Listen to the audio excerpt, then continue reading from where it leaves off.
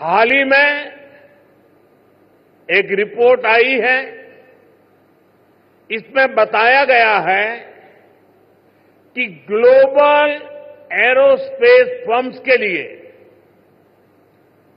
कैसे भारत एक बेहतरीन सप्लाई चेन के रूप में उभर रहा है। ग्लोबल सप्लाई चेन चैलेंजेस का जवाब वो भारत में देख रहे हैं।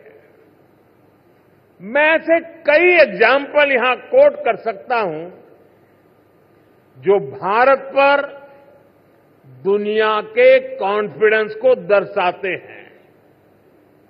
ये कॉन्फिडेंस भारत के हर राज्य का भी कॉन्फिडेंस बढ़ा रहा है और आज ये हम मध्य प्रदेश की इस ग्लोबल समिट में भी देख रहे हैं, महसूस कर रहे हैं। साथियों, मध्य प्रदेश पॉपुलेशन के हिसाब से भारत का 5th लार्जेस्ट स्टेट है। एमपी एग्रीकल्चर के मामले में भारत के टॉप के राज्यों में है। मिनरल्स के हिसाब से भी एमपी देश के टॉप 5 राज्यों में है। एमपी को जीवनदायिनी मां नर्मदा का आशीर्वाद भी प्राप्त है। एमपी में हर वो संभावना है, हर वो पोटेंशियल है जो एमपी को जीडीपी के हिसाब से भी देश के टॉप 5 राज्यों में ला सकता है। साथियों, बीते 2 दशकों में मध्य प्रदेश ने ट्रांसफॉर्मेशंस का नया दौर देखा है। एक समय था जब यहां बिजली, पानी की बहुत सारी दिक्कतें थी। लॉ एंड ऑर्डर की स्थिति तो और भी खराब थी। ऐसे हालत में यहां इंडस्ट्री का विकास बहुत मुश्किल था। बीते 2 दशक में, 20 साल में मध्य प्रदेश के लोगों के सपोर्ट से यहां की बीजेपी सरकार ने गवर्नेंस पर फोकस किया। 2 दशक पहले तक लोग एमपी में निवेश करने से डरते थे। आज एमपी इन्वेस्टमेंट के लिए देश के राज्यों से सब राज्यों में, टॉप के राज्यों में उसने अपना स्थान बना लिया है। जिस एमपी में कभी खराब सड़कों के कारण बसें तक प्रॉपर नहीं चल पाती थी, वो आज भारत की ईवी रिवॉल्यूशन के लीडिंग स्टेट्स में से एक है। जनवरी 2025 तक करीब 2 लाख इलेक्ट्रिक व्हीकल एमपी में रजिस्टर हुए हैं। ये करीब 90% ग्रोथ है। ये दिखाता है कि एमपी आज मैन्युफैक्चरिंग के नए सेक्टर्स के लिए भी एक शानदार डेस्टिनेशन बनता जा रहा है। और मैं मोहन जी को बधाई देता हूं, उनकी टीम को बधाई देता हूं कि उन्होंने इस वर्ष को उद्योग और रोजगार वर्ष के रूप में मनाना तय किया है। साथियों, बीते दशक में भारत ने इंफ्रास्ट्रक्चर के बूम का दौर देखा है। मैं कह सकता हूं, इसका बहुत बड़ा फायदा एमपी को मिला है। दिल्ली मुंबई एक्सप्रेसवे जो देश के दो बड़े शहरों को जोड़ रहा है, उसका बड़ा हिस्सा एमपी से ही होकर गुजरता है। यानी एक तरफ एमपी को मुंबई के पोर्ट्स के लिए तेज कनेक्टिविटी मिल रहे हैं, दूसरी तरफ नॉर्थ इंडिया के मार्केट्स को भी ये कनेक्ट कर रहा है। आज मध्य प्रदेश में 5 लाख किलोमीटर से अधिक का रोड नेटवर्क है। एमपी के इंडस्ट्रियल कॉरिडोर्स मॉडर्न एक्सप्रेसवे से जुड़ रहे हैं। यानी एमपी में लॉजिस्टिक्स से जुड़े सेक्टर की तेज ग्रोथ तय है। साथियों, एयर कनेक्टिविटी की बात करें तो यहां ग्वालियर और जबलपुर एयरपोर्ट्स के टर्मिनल्स को भी एक्सपांड किया गया है। और हम यहीं नहीं रुके हैं। एमपी का जो एक बड़ा रेल नेटवर्क है, उसको भी मॉडर्नाइज किया जा रहा है। एमपी में रेल नेटवर्क का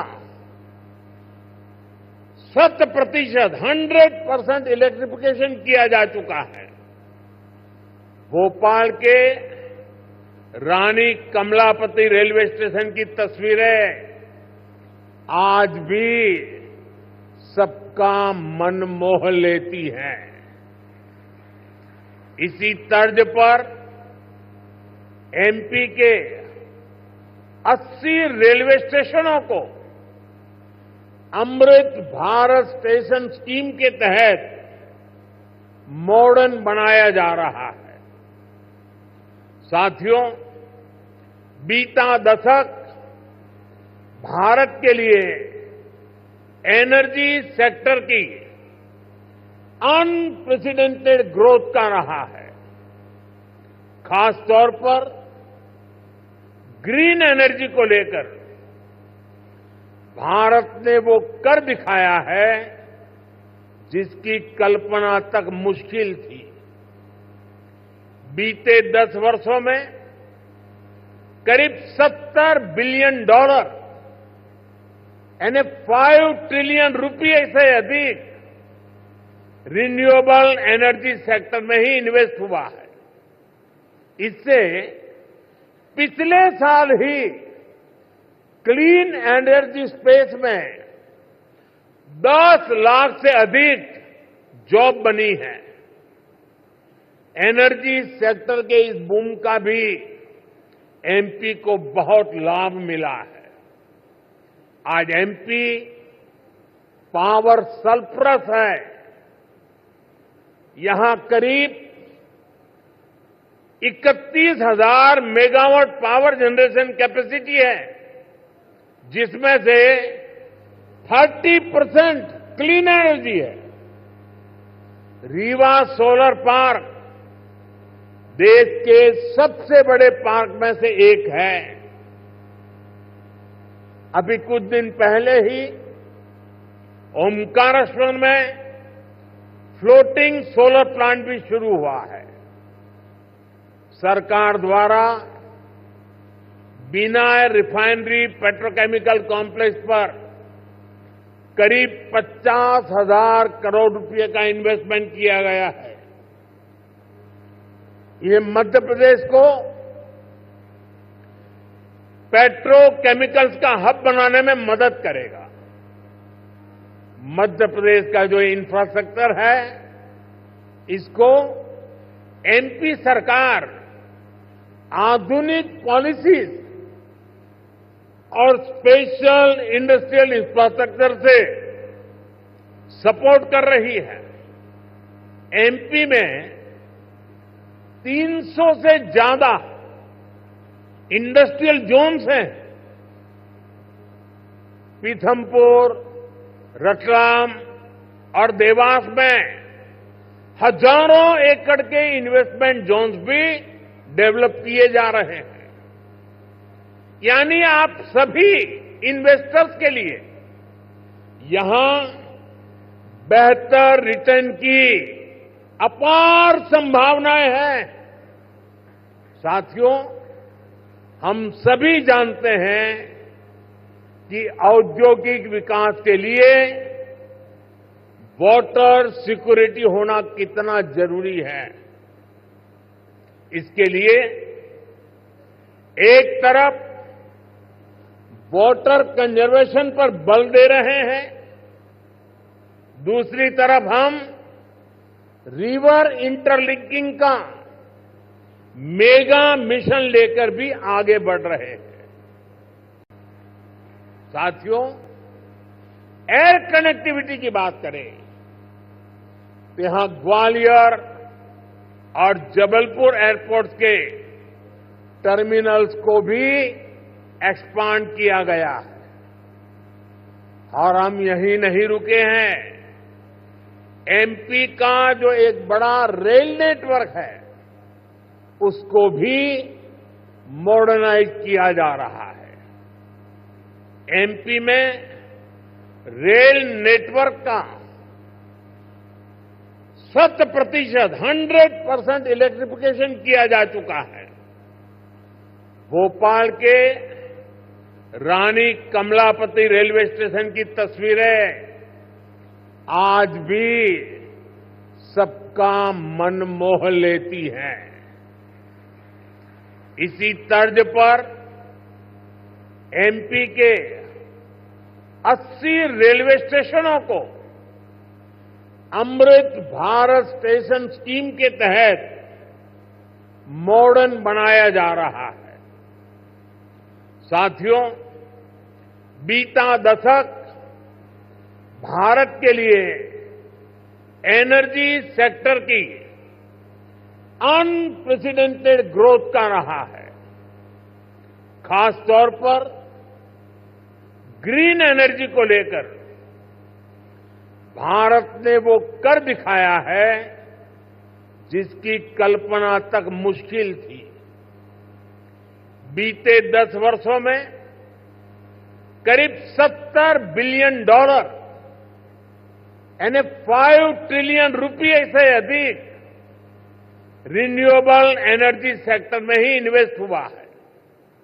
इससे पिछले साल ही क्लीन एनर्जी स्पेस में 10 लाख से अधिक जॉब बनी है।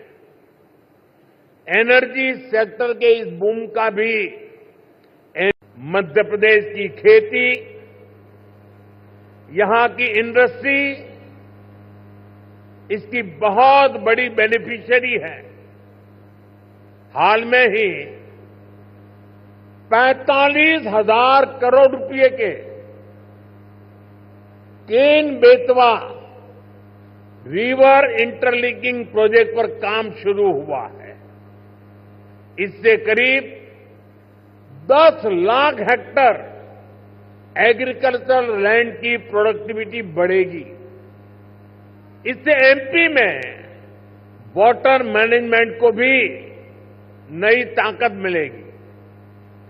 ऐसी सुविधाओं से फूड प्रोसेसिंग, एग्रो इंडस्ट्री और टेक्सटाइल सेक्टर में बहुत बड़ा पोटेंशियल अनलॉक होगा।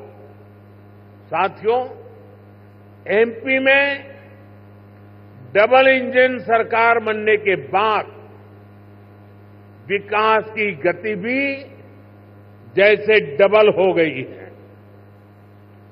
केंद्र सरकार कंधे से कंधा मिलाकर एमपी के विकास में, देश के विकास में जुटी है।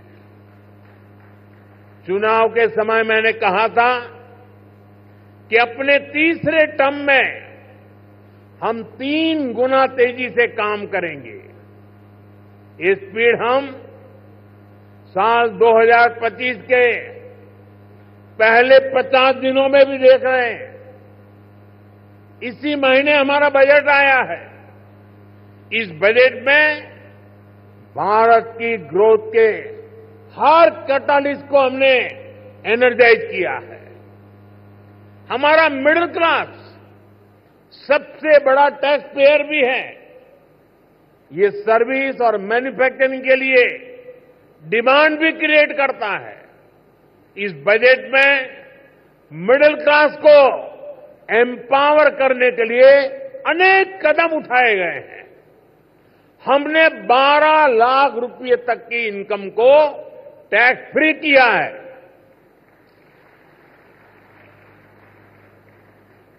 टैक्स स्लैब्स को रिस्ट्रक्चर किया है। बजट के बाद आरबीआई ने भी ब्याज दरें घटाई हैं। साथियों, बजट में लोकल सप्लाई चेन के निर्माण पर बल दिया गया है ताकि मैन्युफैक्चरिंग में हम पूरी तरह से आत्मनिर्भर हो सकें। एक समय था जब एमएसएमई के सामर्थ्य को पहले की सरकारों ने सीमित करके रखा था। इसके कारण भारत में लोकल सप्लाई चेन उस लेवल पर विकसित नहीं हो पाई। आज हम प्रायोरिटी के आधार पर MSME led local supply chain का निर्माण कर रहे हैं। इसके लिए एमएसएमई की डेफिनेशन को और सुधारा गया है। एमएसएमईज को क्रेडिट लिंक इंसेंटिव दिए जा रहे हैं। एक्सेस टू क्रेडिट आसान बनाया जा रहा है। वैल्यू एडिशन और एक्सपोर्ट के लिए भी सपोर्ट बढ़ाया जा गया है। साथ